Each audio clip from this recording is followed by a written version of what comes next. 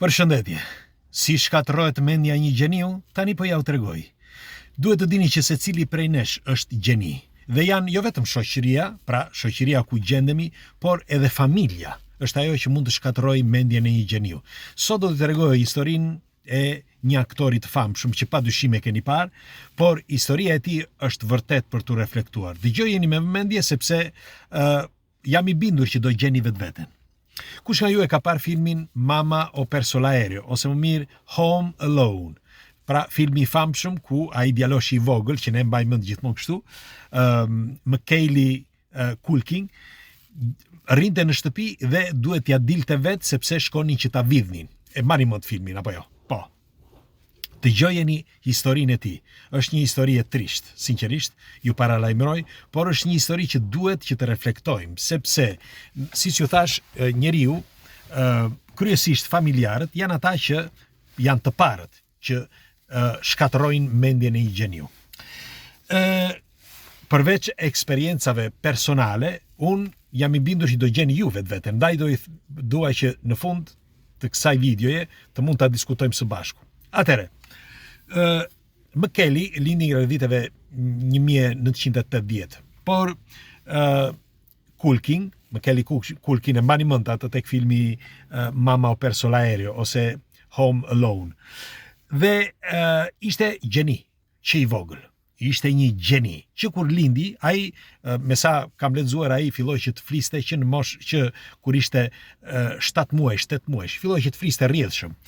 Dhe një vit, pra në moshë një vjeç, ai futej në dhomë ose u tregonte shokëve, miqve të kopshtit ose dhe familjarëve se si ai aktronte. Dhe dini pse? Sepse Kiti, jati i tij, Christopher quhet, por ne do i quajmë Kit Culkin, ishte i çmendur dhe donte që të pushtonte skenat botërore. Dhe donte, pra jati i tij, donte që të bëhej aktor. Me të gjitha forcat luftoi që të bëhej aktor, por më kot, nuk e mori askush, sepse nuk kishte asgjë.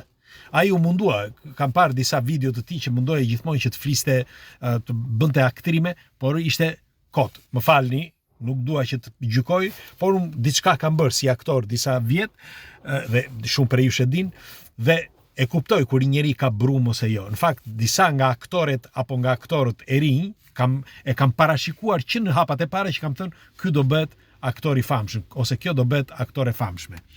Dhe nuk dua që të përqendrohem tani tek kjo, por dua të përqendrohem tek Macaulay.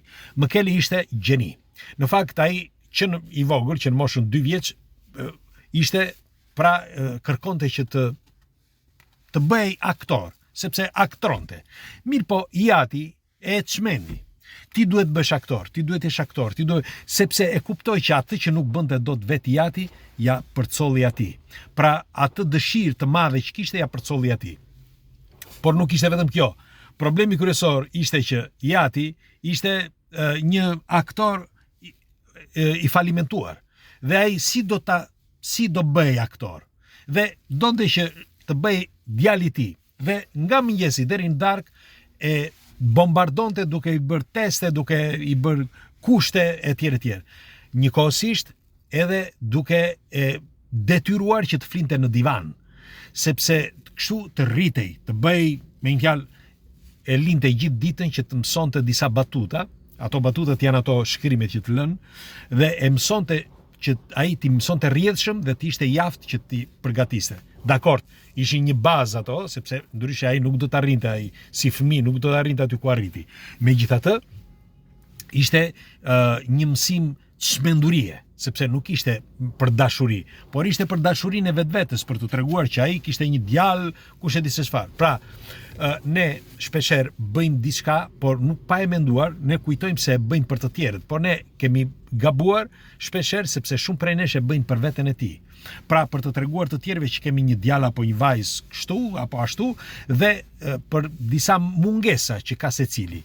Pra secili duhet që të ndërgjegjësohet një herë përpara se ta bëjë. Megjithatë, ky djalë mori filmin e parë, pastaj mori filmin e dytë, pastaj filmin e tretë, pastaj bëri, me një fjalë, buj të madhe, që është një nga filmat më të parë ende sot, Mama o perso l'aereo ose Alone Home, dhe u bë filloi që të bëj i famshëm në mbar botën. Në fakt, edhe vllai i tij, sepse këta janë 6 fëmijë, dhe edhe vllai i tij më i vogël, 2 vjeç më i vogël, Kiran, u mundua dhe ai që të bënte filma. Dhe mirë po e mori vllai tjetër, pra ky Kejli, e mori në filmin që ai bëri, pra Mama perso l'aereo 1, 2, 3 që ishin ato dhe të filmat tjerë. Por pse po e tregoj këtë? Sepse me kalimin e kohës, Kejli nuk arriti dot që të depërtonte në filma të tjerë. Sepse ajo trysnia e fortë që kishte nga jati, që s'po merrte më filma dhe filloi që t'ja shkatërronte jetën, sepse ishte ende i vogël. Ai ishte 7-8 vjeç kur filloi me fjalë karrierën e tij të madhe, dhe jati e bombardonte çdo ditë, e shkatërroi nga nervat, e bëri çfarë t'ju them unë. Pra e shkatërroi një gjeni. Dhe si përfundim, ai me kalimin e kohës filloi që të bënte shoqëri me njerëz të një tipi që çfarë t'ju them unë, pastaj shkoi tek Nederland, tek Michael Jacksoni që kishte atë vendin ku mbante gjithë fëmijët, aty u përfol shumë që ky fjeti së bashku në dhomën me Michael Jacksonin dhe me disa fëmijë të tjerë, por ashtu siç e deklaroi dhe ky, Michael Jacksoni nuk e kishte prekur asnjëherë, nuk më preku kurrë, tha. Në fakt ai shkoi dhe në varrimin e tij, sepse nuk më preku, tha, asnjëherë. Ndoshta të tjerët po mua tha jo. Megjithatë, u përfol shumë edhe atëherë, por sidoqoftë ai nuk mundi që të mirte më role. U mundua me të gjitha mënyrat. Ndoshta ishte periudha e tij, në fakt në filmin Alone Home ishte brillant aty, por më vonë pastaj filloi që të zbej, qoftë në fytyrë, por qoftë edhe nga aktrimi. Dhe si përfundim, pastaj filloi që të përdorte lëndë narkotike, dhe lëndë narkotike e shkatëruan, sepse përveç se ai mbante e përdorte pothuajse çdo ditë dhe e mbante edhe në makinë. Në fakt e arrestuan disa herë për gramre të mëdha, me fjalë. Mirëpo ai kishte arritur shumën deri në 23, mos gaboj, milion dollar, pra që për një të fëmijë ishin shumë para. E megjithatë, ai mbante familjen, mbante vëllezërit të gjithë, mbante edhe tatin bashkë me tëmën. Mirëpo jati vazhdonte akoma, derisa ziheshin me grushta e çfarë them unë. Si përfundim, ai u detyrua që të ikte nga shtëpia. Zakonisht iki nga shtëpia kur janë 18 vjeç, të rinjt. Mirëpo ai iku pak më përpara sepse tashmë kishte edhe një buxhet financiar. Mirëpo karriera e tij gjithmonë në ulje, derisa ai u detyrua që nga mosha kur filloi me fjalë nga vitet 2006-2007 mori pjesë në disa filma, por të pasuksesshëm. Në fakt, në Hollywood duhet të dini që kur shikojnë që nuk ka sukses dikush, nuk e marrin më. Dhe me kalimin e kohës ai hapi pastaj një kanal në YouTube, duke menduar që diçka do bënte. YouTube i ndihmoi, i dha disa, pra Google i dha disa si quhen të drejta, pra që nga ajo filloi që të merrte ca holla, sepse tollat pothuajse kishin mbaruar, pra nga 23 milion më duket kishin mbetur jo më shumë se 3-4 milion dollar. Dhe jati vazhdonte akoma që ta shkatërronte, psikologjikisht kryesisht, sepse duhet të dini që është psikologjike fillimisht. Mirëpo ai u vra psikologjikisht akoma më shumë kur vllai i tij, që filloi, sepse vllain e tij ai e mori në filmin ku ai luante, pra Kiran, Kiran, kështu e quajnë këtë Culkin, që është i vllai, dhe